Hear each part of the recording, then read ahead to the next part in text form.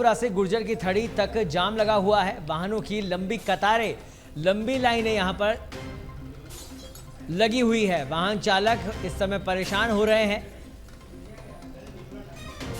और इस खबर पर अधिक जानकारी के लिए हमारे साथ सीधे लाइव जुड़ चुके हैं हमारे संवाददाता मलखान मीणा। मलखान, इस समय जो हालात हमने बारिश के बाद देखे और जिस तरह के हालात यातायात व्यवस्था के इस समय बने हुए हैं, वो तस्वीरें एक बार आप दर्शकों को दिखाएं कि किस तरह से एक लंबी कतार इस समय रिद्धि सिद्धि चौराहे से गुर्जर की थड़ी से इस समय लगी हुई है और लोग किस तरह से परेशान हो रहे हैं।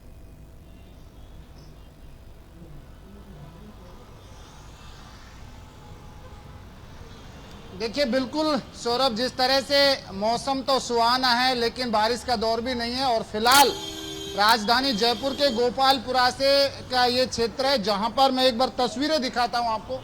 ये तस्वीरें किस तरह से हैं, यहां पर लंबा जाम लगा हुआ है और लगभग 30 से 40 मिनट हो चुके हैं। लंबा जाम लगा हुआ है गोपालपुरा से और जाने वाली जो रोड है रिद्धि सिद्धि चौराहे तक, इस चौराहे पर लंबा जाम लग रहा है क्योंकि ये यहाँ पर अब सबसे बड़ी चीज है कि बारिश का दौर भी नहीं है लेकिन उसके बावजूद भी यहाँ एक लंबा जाम देखने को मिल रहा है। कारण क्या है, इसके पीछे कारण क्या है? नजर आ रहा है क्योंकि अक्सर जो ये सड़क है वो इसी तरह से जाम में दिखाई देती है। कारण क्या है इसके पीछे का? क्या अभी तक इसका एक स्थायी समाधान नहीं निकल पाया है यातायात प्रशासन? लेकिन यहाँ पर पुलिस कर्मियों की लापरवाही हो सकती है क्योंकि इस समय का जो समय है, क्योंकि ये जो क्षेत्र है एजुकेशन की जो हब माना जाता है, फिलहाल वो यहाँ पर है। और इस समय जिस तरह से हो सकता है कोचिंग का जब छुट्टी होती है, स्कूलों की भी छुट्टी होती है, तो उस समय बच्चों के जो वाहन है आए, जब उन बच्चों को लेने वाले जो वाहन है वो यहाँ आते हैं तो उससे भी काफी लंबी भीड़ लगती है।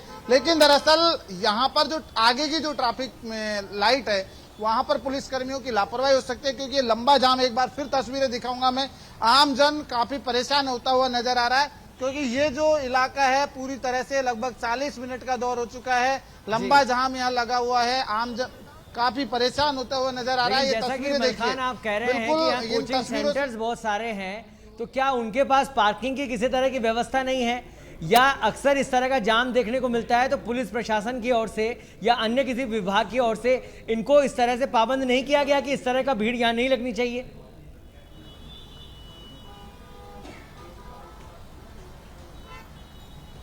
जी सौरभ जी। जी,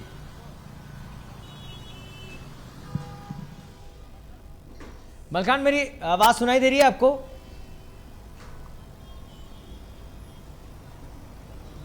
तो ये तस्वीरें आप देख सकते हैं रिद्धि सिद्धि चौराहे की तस्वीरें हैं जहां पर अमूमन इसी तरह का नज़ारा देखने को मिलता है। इतनी ही भीड़ यहां पर होती है। बहुत सारे कोचिंग संस्थान यहां से संचालित किए जा रहे हैं जो कहीं ना कहीं नियमों की भी धज्जियां उड़ाते दिखाई देते हैं क्योंकि रोड के बेहद दूर तक यहाँ पार्किंग व्यवस्था लगाए रखी होती है जिसकी वजह से ये जाम दिखाई देता है।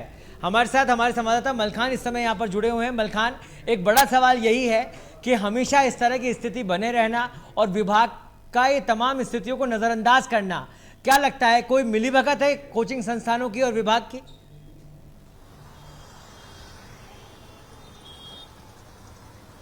देखिए बिल्कुल सौरभ, जिस तरह की बात आपने कही बिल्कुल सही है कि एक बार मैं तस्वीरें दिखाऊंगा आपको।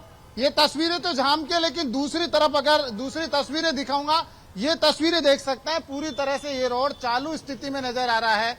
यानी कि कुल मिलाकर अगर माना जाए, कुल मिलाकर देखा जाए, इस जाम की स्थिति की अगर बात की जा रही है, क्योंकि ये जाम का एक ही कारण हो सकता है, यहाँ पर जो एजुकेशन हब है, जैसे ही बच्चों की छुट्टी हुई उस समय यहाँ पर देखिए सबसे बड़ी चीज है, हर कोचिंग संस्था के पास में अपने बच्चों के लाने ले जाने के लिए जो वाहन आते हैं उनके लिए यहाँ पर पार्किंग व्यवस्था नहीं है, तो उससे बिल्कुल ये जाम नजर आ रहा है। आप दो तस्वीरें मैंने आपको दिखाई हैं, एक तरफ जो अभी रिद्धि सिद्धि चौराहे की तरफ जा रहा है और दूसरी तरफ वहां से जो आ रहा है आया हुआ रोड है। अगर जयपुर की बात करें तो यहाँ पर उमस भरी गर्मी है।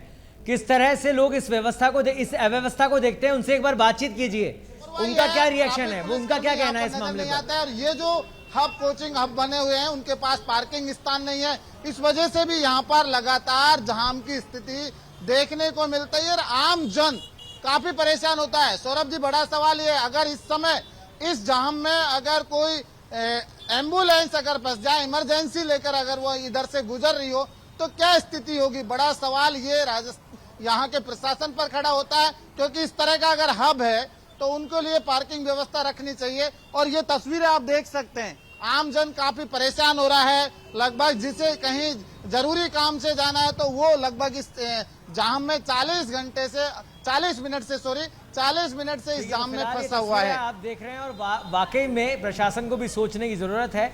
और जो कि जैसा कि आप बता रहे हैं कि एजुकेशन इंस्टीट्यूट बहुत सारे यहाँ पर संचालित होते हैं, तो उनको भी इस जिम्मेदारी को समझना चाहिए कि इस तरह के जाम ना लगे, लोगों को बेहद परेशानी का सामना करना पड़ता है। बहुत बहुत धन्यवाद मलखान इस तमाम जानकारी के लिए।